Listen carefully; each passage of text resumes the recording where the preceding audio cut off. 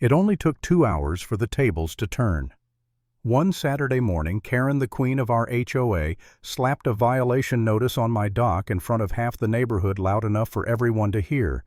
But by that same afternoon, the county revoked her Marina permit, the crown jewel she bragged about for years. She thought she had cornered me. What she didn't know was that she'd been standing on a trapdoor the whole time. Act 1. The conflict begins. My name's Tom. I'm 52 and I spent 25 years in the Navy.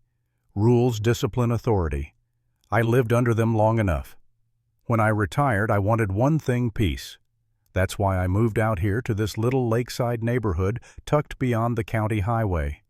The homes weren't mansions, but the water, the docks, the sense of community that was paradise to me.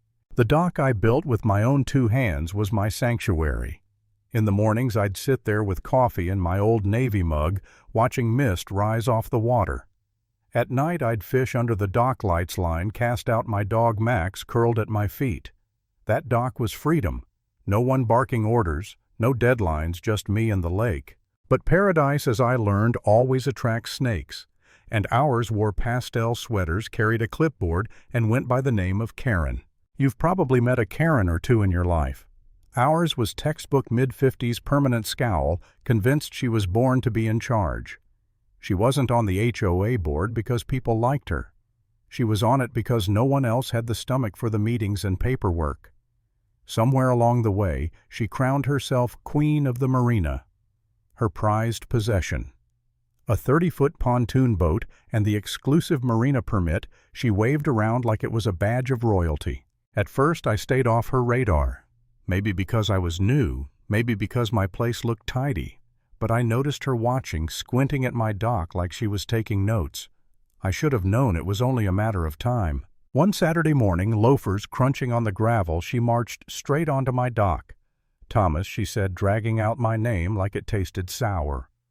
She slapped a notice on the piling and announced I was in violation, my dock lights on too late. I bit my tongue. "You're telling me with everything going on in this neighborhood, you're worried about my dock lights?" "Rules are rules," she said, smug. "If you can't follow them, maybe lake living isn't for you." That was the beginning. Soon came another notice: fishing gear left out. Then another boat hadn't moved in days. Then she even claimed my old golden retriever was a public nuisance because he barked twice at the mailman. Every letter carried the same smug grin at the bottom: Karen's signature. At the next HOA meeting, she held up a stack of complaints like she was presenting evidence in a trial. "We have a serious problem," she told everyone, and every head turned to me. "Karen, I said you've filed more complaints against me in a month than the rest of the neighborhood in a year. Don't you think that seems a little targeted?" She smiled. "Perhaps if you followed the rules, Thomas, you wouldn't have anything to worry about." And the room went silent. That was her power. Nobody wanted to cross her. Act 2. Escalation and turning point. The complaints didn't stop, they escalated. One morning I pulled a letter out of my mailbox, this time drafted by her lawyer friend. If I didn't bring my dock into compliance within 30 days, the HOA would pursue legal action to remove it. Remove my dock. That one hit me like a punch. This dock wasn't just wood and bolts, it was my peace, the place that steadied me when nights felt restless. And now it was on the chopping block because of her. That night I sat on the porch. Max curled at my feet, staring at the dark water. For the first time I felt the fight leaving me. Maybe she was right. Maybe it wasn't worth the stress. Maybe I should just give in, fix whatever nonsense she wanted, and avoid the war. I'd fought enough battles in my life, why start another one with a woman wielding a clipboard? But then I thought about what that meant. If I caved, she'd win. Not just against me, but against everyone she'd ever bullied. She'd keep walking this neighborhood like she owned it, chalking up victories one notice at a time. I couldn't do it. So I did what the Navy taught me best. Study the rule book, find the weakness, and wait for the right moment. Late one night, flipping through HOA bylaws, I stumbled across something about Marina permits. They had to be renewed every 5 years, updated when county ordinances changed. Failure meant the permit could be revoked. Karen had bragged for years about hers being grandfathered in, but something about that never sat right. The next morning I drove down to the county office. I asked to see the permits. Public record, no problem. And there it was. Her permit dated more than a decade ago. No renewal, no updated inspections. Measurements didn't even match her current dock.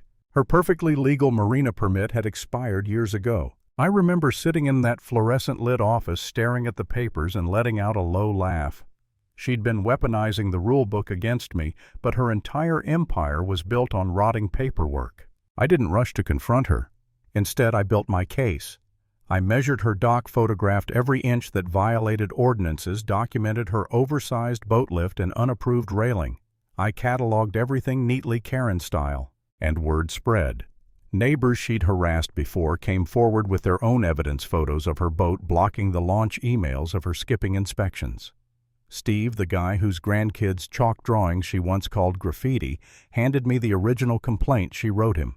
It was like everyone had been waiting for someone to finally fight back. Still, Karen wasn't slowing down. She doubled down, accusing me of endangering children, spreading rumors at the marina, whispering that my dock was unsafe. She even confronted me face-to-face one evening. "Thomas," she said, clipboard in hand, "this dock of yours is on borrowed time. You can fight all you want, but in the end the board will side with me. They always do." I reeled in my fishing line, looked her straight in the eye, and smiled. Not the smile of defeat, the smile of someone who already knew the ending. "You might be right, Karen," I said. "This dock is on borrowed time, but it's not mine you should be worried about." Her smirk faltered. For the first time, I saw confusion in her eyes. That's when I knew it was time. Act 3. The Showdown. The next HOA meeting felt like a battlefield.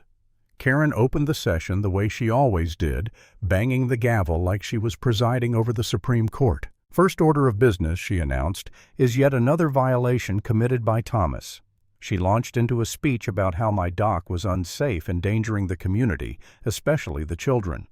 She even pulled out a glossy photo of my fishing gear like it was evidence from a crime scene. Neighbors shifted uncomfortably.